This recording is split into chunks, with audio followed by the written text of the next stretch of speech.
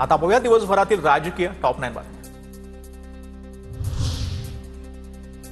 1947 नंतर देशात इंदिरा गांधींचं कर्तृत्ववान पंतप्रधान इंदिरा गांधींनी देशात अनेक बदल घडवले।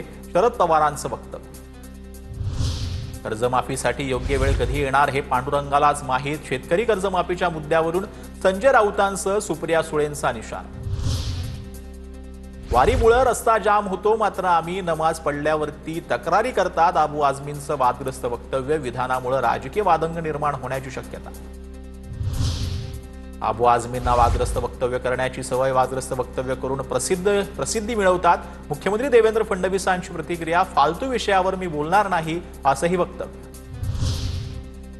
मालेगावचे माजी आमदार आसिफ शेख यांचं वादग्रस्त विधान। औरंगजेब पवित्र माणूस होता, टोपी शिवून त्यानं 2 वेळचं जेवण कमावलं, केवळ राजकारणासाठी त्याला बदनाम केलं। आसिफ शेख यांच्या विधानानं वाद निर्माण होण्याची शक्यता।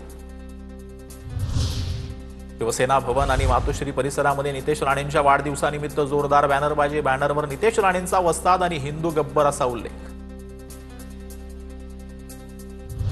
नितेश राणेंच्या हिंदू गब्बर बॅनरवरून ठाकरे गटाच्या अखिल चित्रे यांची टीका। नितेश राणे गब्बर नसून वळवळणारे रब्बर असा घणाघात। त्यांना मातोश्री आणि ठाकरेंची गरज होती आणि राहणार असंही वक्तव्य।